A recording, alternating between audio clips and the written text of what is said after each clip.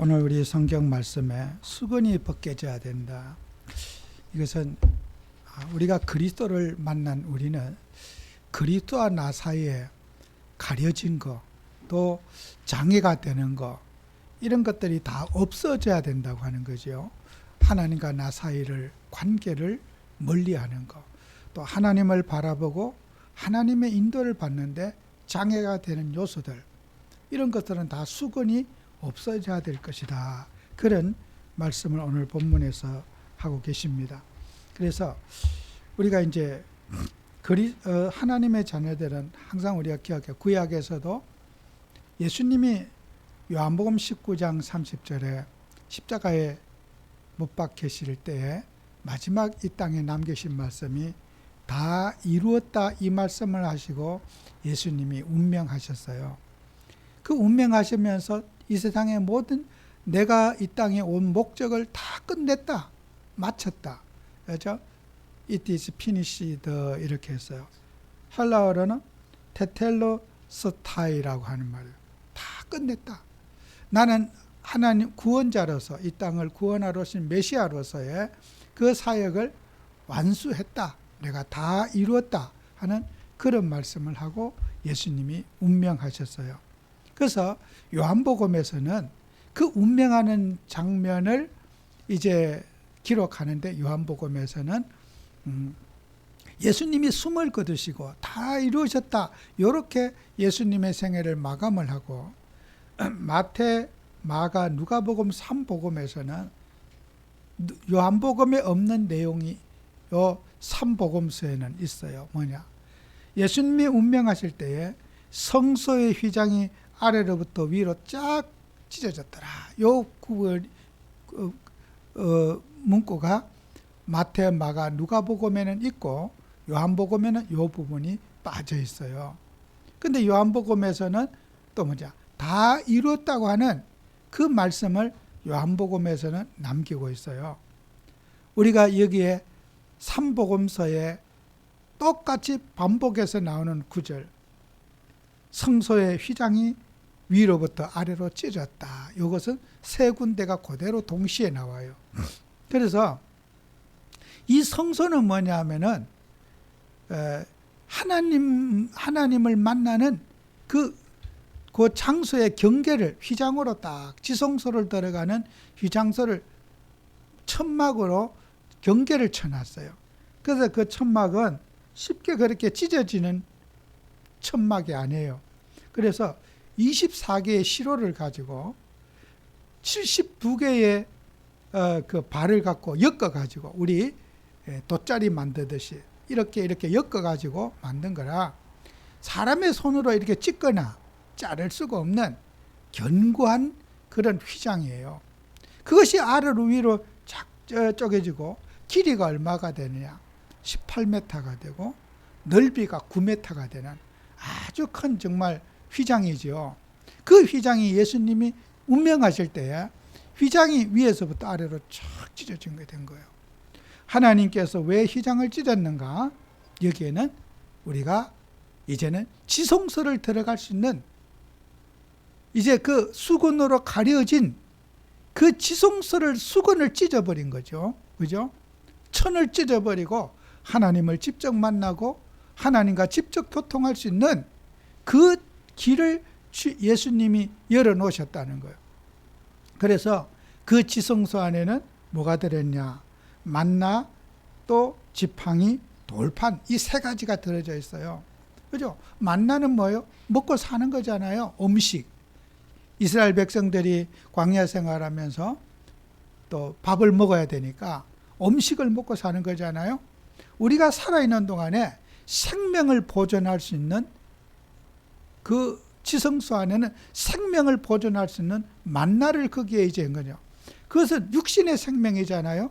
만나를 먹게 되면은 육신의 생명이 보존되잖아요. 그래서 우리가 이 땅에 살아가는 동안에도 성도님들은 일용할 양식이 필요하잖아요.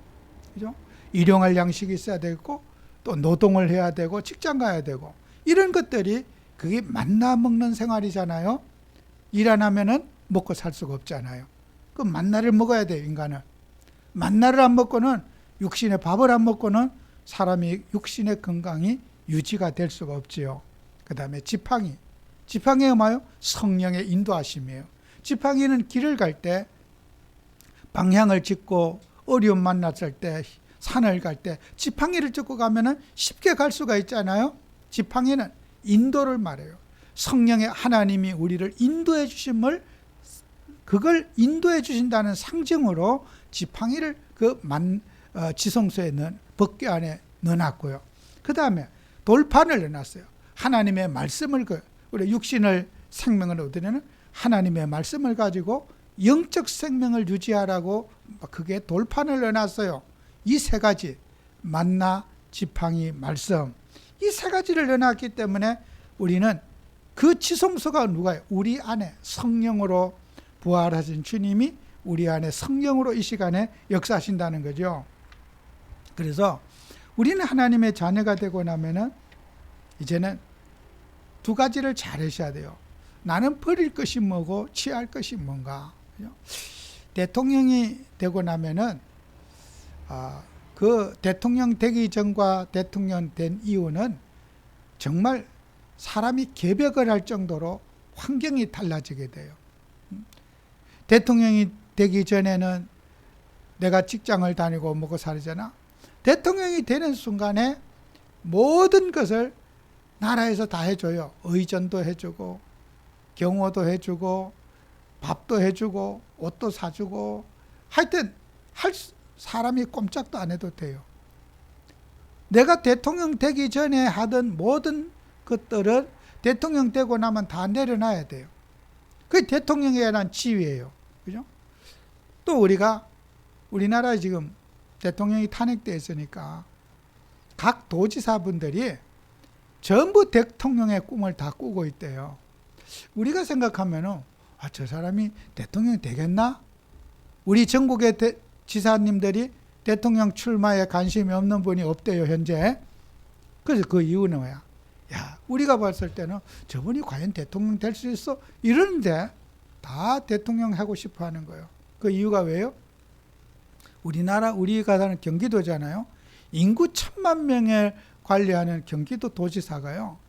요 몇 대 동안에 대통령 출마 안 한 사람이 없어요. 관심 없던 사람이 없어요. 왜? 대통령 도지사 되기 전에는 아주 내가 평범한 시민으로서 또 섬 달 돌볼 거라고 하는 그런 다짐도 하고 또 진정성도 느껴져요. 근데 이제 도지사 돼 보세요. 의전을 해주지요. 또 하는 것 같아요. 대통령급으로 다 섬겨주니까 이제 자기가 대통령 도지사 되기 전과 되고 난 후의 삶이 차이가 나도 너무 나는 거예요. 자기도 모르게 자기 주제를 망각하게 되는 거예요. 우리가 버릴 것이 뭐냐? 그죠? 우리는 예수 그리스도 만왕의 왕이신 주 예수 그리스도를 우리가 붙잡고 살아가면서 그리스도 이름 때문에 우리는 지위를 얻고 명예를 얻고 인기를 얻고 막 정말 존경을 받아요. 모세가 출애굽기 34장 29절 35절에도 하나님과 교통하니까 얼굴이 해와 같이 빛나고 막 그러니까 눈이 부셔서 얼굴을 쳐다볼 수 없을 정도로 하나님 덕분으로 하나님과 교제하니까 얼굴에 광채가 나는 거예요. 그런데 모세는 어떻게 해요? 그 얼굴을 수건으로 가렸더라 그랬어. 수건으로. 그죠?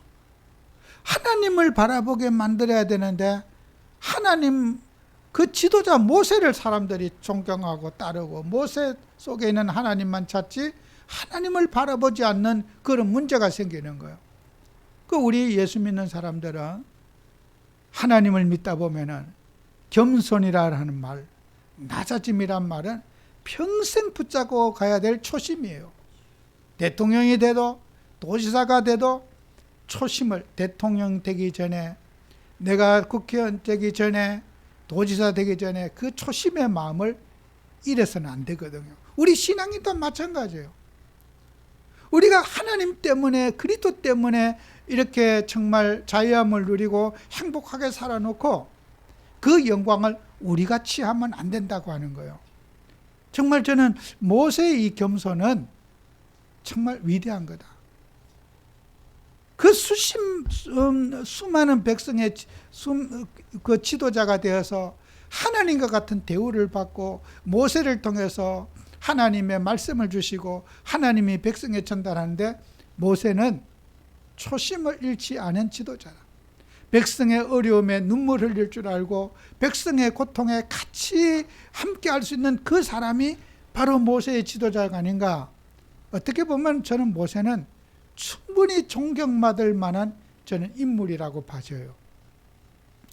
정말 우리의 낮아짐, 우리가 정말 하나님 앞에 겸손이라고 하는 거, 나를 쳐서 주님의 십자가 앞에 복동시키고 우리에게 일어나는 모든 일을 주님께 영광 돌리고 내가 이 자리에 있는 것도 살아있는 것도 살을 수 있는 것도 다 주의 은혜고 주님이 나를 이 자리에 세우셔서 나를 이끌어 가신다고 하는 주님의 주권을 인정하는 것, 그것이 바로 모세 인생의 핵심이 아니겠습니까? 그래서 우리는 주님을 직접 만난 우리는, 수건이 벗겨진 우리는 그 수건으로 하나님 때문에 이득 보고 하나님 때문에 내가 존경받고 하나님 때문에 사랑받는 것을 어떻게 해요? 수건으로 다시 가려서 예수 그리스도 바라보게 하는 그런 우리의 신앙이 된다는 거예요. 우리가 정말 주님의 일을 하면서 우리가 시골의 머슴이, 옛날에 농사짓는 옛날에 머슴들이 있었어요. 배운 것도 없고 가진 것도 없어서 시골에 일해주고 밥 먹고 사는 머슴들이 많이 있었어요. 옛날 시대는. 그 머슴들이 이제 큰 주인 집지에서 일을 하다 보면은 그 주인의 심부름도 하게 되고 주인의 역할도 하게 되고 주인이 하라는 거 하게 되고 또 인부를 또 드리면은 또 머슴들이 또 중간에서 해야 되고 나중에는 머슴의 권한이 커지게 돼요. 주인의 명령을 받고 있는 그 머슴이 그 일용직으로 매일 쓰는 머슴보다 역할이 더 커질 때도 있어요. 그 머슴이, 주인이 쓰는 머슴이, 그런데 머슴이 착각을 해가지고, 머슴이 착각을 해서 그 인부들은 머슴이 아니에요. 일용직 하는 일꾼들은 그 사람들에게 함부로 행동을 하면 어떻게 해요? 그 머슴은 잘려요. 자격이 없어요. 우리는 하나님 앞에 머슴이에요. 머슴. 하나님의 일을 심부름하는 그 머슴의 역할이지, 성도들을 섬기고 또 하나님의 말씀을 전달하고 하나님의 뜻을 전달하는 그 머슴의 역할이란 말이에요.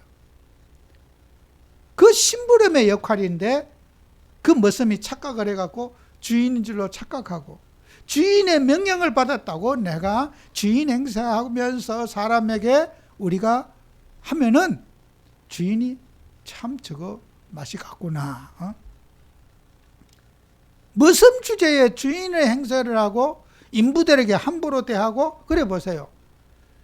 어느 날 그 머슴은 해고당해요. 오늘 우리는 하나님 앞에 정말 우리는 머슴으로 부름을 받았다. 그죠? 머슴. 주인이 심부름하고 주인의 뜻을 전달하는 그 머슴이라는 거예요.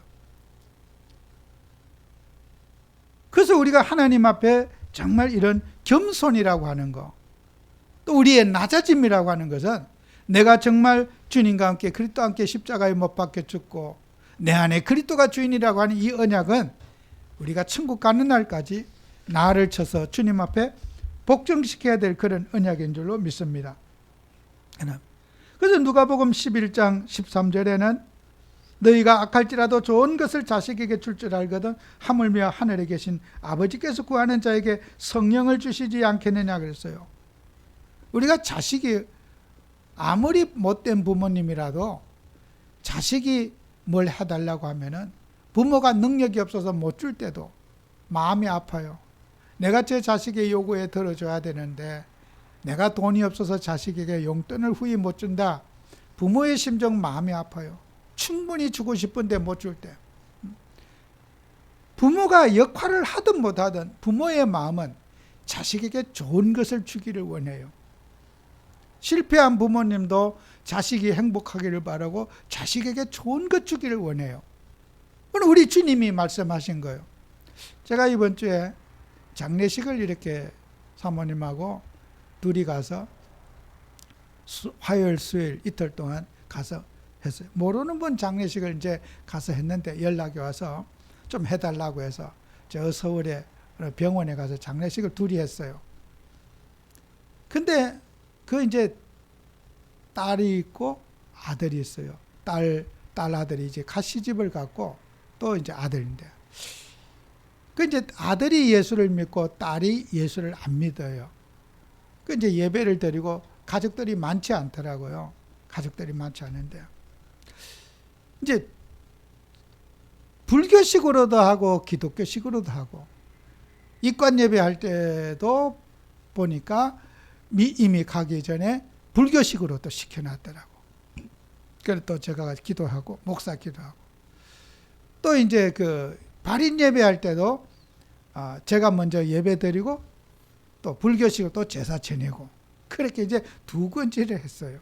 아마 제가 지금까지 장례식 하면서도 두 가지를 그렇게 겹쳐서 한 장례식은 제가 처음인 것 같아요. 그래서 불교의 그 제사 지내는 거 제가 앉아서 그걸 봤어요. 의자에 앉아서 한번 봤어요. 참 처음으로 봤어요. 근데 그 장례식 하면서 그 딸에게 제가 그런 얘기 했어요. 예배 드리면서. 어머니를 돌아가신 어머니가 만약에 이 자리에 온다면 어머니가 섭섭해서 산소를 안 해줬다, 제사상을 안 차려줬다, 밥상을 안 차렸다, 집안의 자식들에게 버릇없다고 저주 내리겠느냐. 그런 엄마는 없다. 제사상 안 차려줬다고 엄마가 화를 내가지고 자식들을 괴롭히고 교통사고 나게 하고 병들게 하고 그럴 엄마는 없다. 우리 자식이 돈이 없어서 제사를 못 차려. 어머니의 마음은 만약에 오신다 해도 어머니는 자식에게 저주 안 내릴 거다. 그런 부모는 없다. 밥 안 차려주고 날짜 안 지키고 그런다고 해서 어머니가 다시 여기는 나한테 해코지 하진 않는다. 우리가요 부모의 심정인 거예요. 그거 다 귀신들이 장난치는 거다. 몇 자리 안 해주고 제삿날 안 해주고 밥상 안 차려줘 갖고 조상이 화가 나가지고 집안에 되는 일이 없고 사고가 일어나고 꿈에 나타날 수 있다. 어머니가 오신 게 아니다. 귀신이 오는 거다. 우리는 많은 사람들이 정말 부모는 자식에게 좋은 것을 주기를 원하는 게 부모의 마음이에요. 하물며 하나님이 너희에게 하나님 아버지가 너희에게 구하는데 나쁜 걸 주겠느냐. 성령을 우리에게 주셔서 성령으로 우리를 만족해 하시고 인도해 주시는 성령을 주시지 않겠느냐.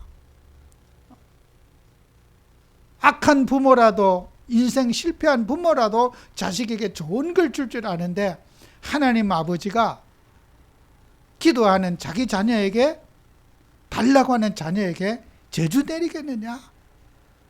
버렸다고 두드려 패겠느냐? 하나님은 우리에게 성령을 우리에게 선물로 주신다는. 그는 진리의 영이고 우리 인생을 완벽하게 만족시키는 그리스도이신 영이 성령이 우리 속에 함께 하신다는 거예요. 우리가 성령의 인도를 받기 위해서 기도하고 성령 충만 놓고 기도하는 것은 신앙생활의 답니다. 진짜 하나님은 좋으신 아버지시고 우리가 기도할 때 주님이 우리의 기도를 들어주시고 기도한 내용보다 더 크게 보너스로 하나님이 주시는 거예요. 우리는 10을 기도했으면 하나님의 축복은 100을 주시는 거예요. 그죠? 그게 부모의 심정이에요. 자식이 용돈을 100원 달라면 어머니는 1000원 주기를 원하시는 분이에요. 있는 거 다라도 주기를 원합니다. 우리 아버지가 우리가 기도하는 것만 응답받는 게 아니라 기도한 이상의 응답을 하나님은 우리에게 주시기를 원하신다는 거예요. 기도하는 것만 응답받는 게 아니라 기도하는 것도 하나님이 응답 주시기를 원하시는 거예요. 그래서 우리는 하나님 자녀가 우리 좋으신 하나님을 붙잡아야 돼요. 하나님은 그런 악령과 같은 비교의 대상이 아니에요. 뭐 잘못하면 벌 내리고 저주 내리고 다리 부러뜨리고 뭐 집안에 암병을 주고 그런 귀신 같은 그런 영이 아니라면 성령, 거룩한 영이 우리 속에 함께 하신다는 거예요. 좋으신 아버지라는 거예요. 그 좋으신 아버지를 우리가 붙잡고 살아야 할 것이 우리가 평생 취할 것이라는 거예요. 그다음에 우리는 하나님 자녀가 아까 서론에 말했지만 누려야 될 그런 이제 빛이 있어요. 모세의 얼굴에 정말 그렇게 회화같이 빛나는 그런 있었잖아요. 사도행전 6장 15절에 서대반 집사님이 이제 돌에 맞아 죽어가면서도 서대반을 주목한 얼굴이 천사의 얼굴과 같더라 그랬어요. 이 세상에서 천사를 본 사람은 아무도 없어요. 천사가 어떻게 생겼는지 어떤 모습인지 본 사람은 없어요. 그런데 우리 사람의 인식 세계 속에 천사, 하늘의 군대는 어떤 사람을 천사라 그러느냐? 첫째는 아주 이쁜 사람 보면은 천사 같다. 또 미소가 예쁜 미소를 짓는 사람 보면 아우 천사 같다. 또 참 평안을 누리는 사람 보면은 천사 같다. 많은 사람을 잘 도와주는 걸 보고 케어를 잘 해주면은 천사 같다. 또 우리가 방송에서도 구제금을 많이 넣으면 천사의 손길 같다. 이렇게 천사는 항상 우리가 표현할 때 하늘의 군대는 좋은 역할을 하고 사람에게 행복을 주는 그런 영으로서 하늘의 군대 천사를 우리가 표현하고 인식하고 있는 거예요. 서대반의 얼굴이 어땠느냐? 천사 같았더라 그래요. 사람들의 마음에 호감이 가고 사람들의 마음에 정말 그 위안이 되고 분노가 사라지고 서대반의 얼굴을 쳐다보면은 화나는 게 싹 식어지고 그렇게 마음이 평안하고 같이 공유할 수 있는 그 얼굴, 그죠? 그 얼굴, 천사의 얼굴은 어디에서 나오겠습니까? 성령 충만을 통해서 나오는 거예요. 하나님이 우리가 하나님과 함께 하면은, 그죠? 그 하나님의 권위가 나에게 있고 하나님의 하는 속성이 하나님의 자녀들에게 임함으로써 얼굴이 천사와 같이 근심이 사라지고 염려가 사라지고 기쁨이 있고 평안이 있고 사람을 위로하고 안정을 시키는 그 영이 바로 성령의 역사라는 거예요. 여러분 그 성령의 역사가 여러분에게 임하여 있고 그 성령을 여러분은 누리셔야 된다는 거예요. 그리고 그 성령은 어떻게 해요? 빌립보서 2장 6절 7절에 낮아짐이에요. 하나님께서 말씀, 그는 근본 하나님의 본체시나 하나님과 동등됨을 취할 것으로 여기지 아니하시고 그랬어요. 우리도 똑같은 사람들끼리지만 내가 스스로 낮아짐을 선택하는 거예요. 어디 가서도 우리는 상석보다는 배려하는 자리에. 그리고 예수의 사람은 나도 상석에 엉덩이 뒤밀고 앉을 수 있지만은 우리는 그리스도의 자녀들은 남을 상석에 앉혀줄 수 있는 자리, 대우받는 자리에 앉혀주는 자리에 그리스도의 낮아짐이 우리에게 낮아짐이 되어야 된다는 거예요. 여러분과 인생 살면서 내가 무수리가 돼서 살아도 우리는 그리스도 이름 때문에 무수리가 됐다면 감사한 거예요.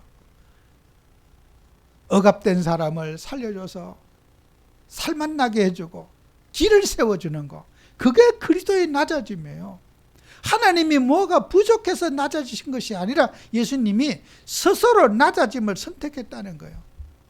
우리가 하나님의 자녀로서 권리를 받고 혜택을 받은 우리가 너무 감사해서 낮아짐을 선택할 수 있다는 거예요.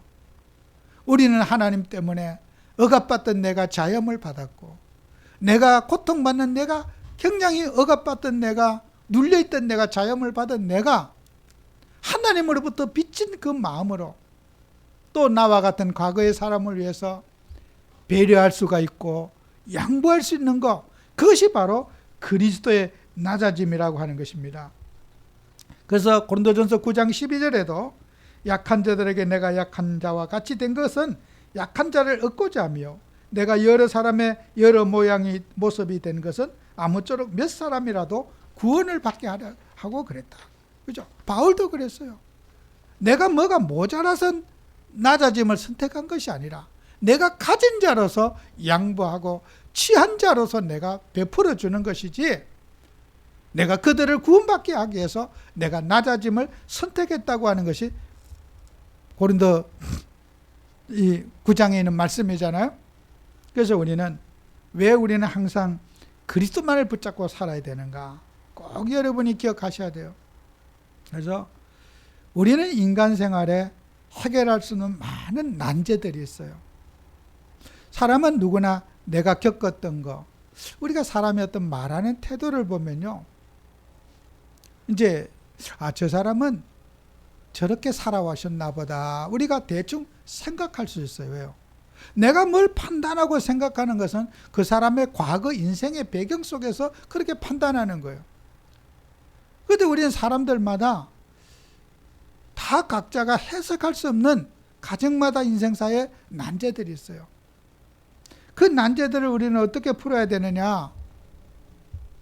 우리는 하나님의 절대 주권을 믿고 그것들을 수용하고 인정해 주셔야 돼요. 제가 이번에 장례식 가서도 그 장례식을 이제 하게 된 이유가, 그 호주에 있는 이제 영광이가 전화가 왔어요. 교회 같이 다니는 그 동료가 어머니가 한국에서 61살뿐이 안 됐는데 돌아가셨는데 암으로 장례식 할 사람이 없는데 좀 가줄 수 있냐고 해서 아침에 문자가 왔길래 제가 그냥 바로 세수하고 준비해서 갔어요, 같이. 그 가보니까 참 이 강단에서 말하기가 저도 정리가 안 돼요. 가족관계가 복잡하고 상식, 부고도 보니까 이렇게, 부고도 또 특이해요. 제가 처음 본 부고예요. 그러니까 이제 장례식도 불교식, 기독교식 두 가지 한 거 아니에요? 그 아들을 만나니까 아들이 처음에는 부담스러워 하더라고. 그냥 하면.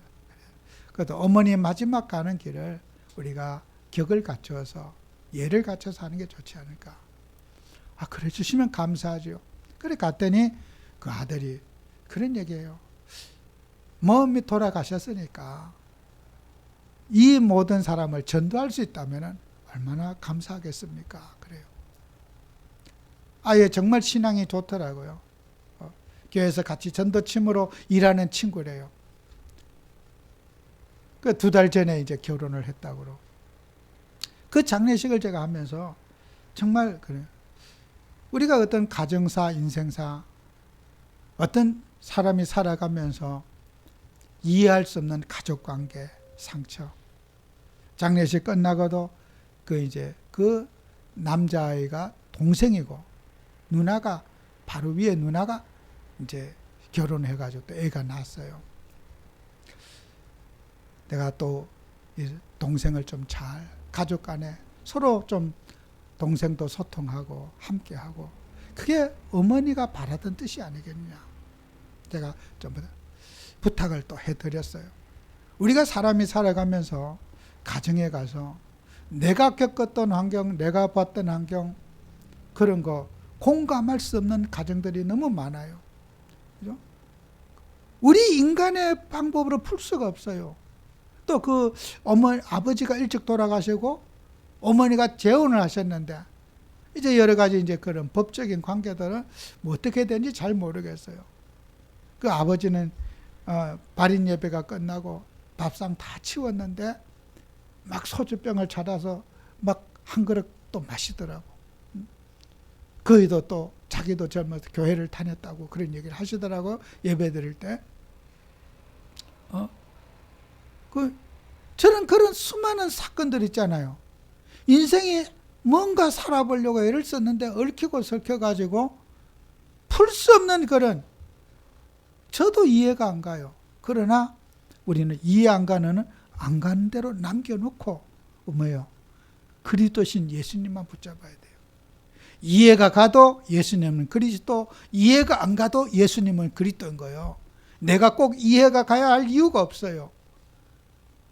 하나님이 그 모든 일을 잠언서, 전도서 3장 11절 14절에 보면은 하나님이 모든 것을 지으시되 때를 따라 아름답게 하셨고 또 사람에게는 영원을 사모하는 마음을 주셨다 그랬어요. 우리가 이해 안 가는 그 모든 것에서도 하나님이 허락했기 때문에 그런 과정이 있다는 거예요. 그리고 잠언서 3장 14절 마지막 절에 보면은 하나님이 행하시는 모든 것은 영원히 있을 것이라 그 위에 더할 수도 없고 그것을 덜할 수도 없나니 하나님이 이같이 행하시면 사람들이 그 앞에서 경외하게 하시는 줄을 내가 알았도다 그랬어요. 이 세상의 모든 사람이 판단하고 깨닫고 알고 느끼고 해도 인간의 판단과 생각은 하나님 보실 때는 아무것도 아니라는 거예요. 우리는 그 이해 안 가는 삶 속에서 뭐요? 전능자를 바라보고 세상이 나는 이해가 안 가요. 가정이 이해가 안 돼요. 내 인생이 이해가 안 돼요. 이해가 안 되는 걸 접어놓고 하나님을 바라보게 인간을 만들었다는 거예요. 가정이 이해가 되면 가정에 빠져갖고 너무 좋아가지고 할까봐 하나님은 이해 안 되는 가정 속에 살게 해서 하나님을 믿게 만들어요. 그 아들이 그런 얘기를 저한테 하더라고요. 우리 집에는 나 혼자 예수를 믿는데 우리 집에서는 한 명도 우리 집안의 식구들을 전도하지 못했습니다. 노력했는데 책임질 거 없다. 우리는 노력한 것으로 만족해야지. 그 모든 결과도 하나님이 하시는 거 아니냐. 하나님이 하신다. 또 동네 권사님이 한 번 또 오셨더라고. 그 권사님이 오셔서 같이 예배해 주시고 또 그 보람상조회라고 상조에서 일하시는 분이 목사님, 제가 권사입니다. 입관 예배하고도 죄송합니다 목사님, 저 권사입니다. 난 농담인 줄 알았어요. 이쪽에 발인 예배할 때 오셔갖고 저도 예배 드리면 안 되겠습니까? 와서 예배 드려. 정말 저는 하나님은 우리가 사람 환경 가운데 그죠?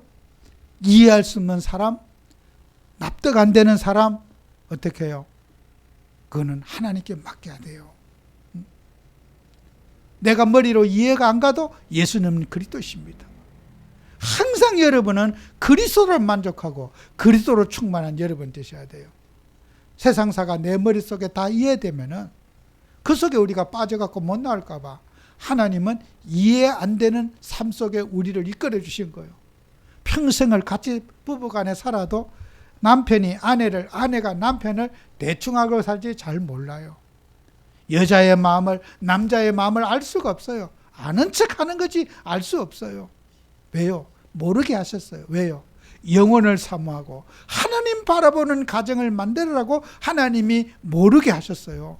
하나님이 모르게 하신 것을 우리가 알려고 애쓸 필요 없다는 거예요.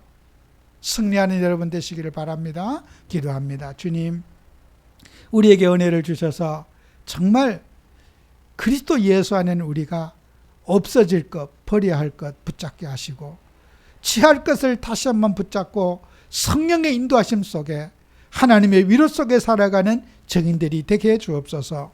예수님 이름으로 기도합니다. 아멘.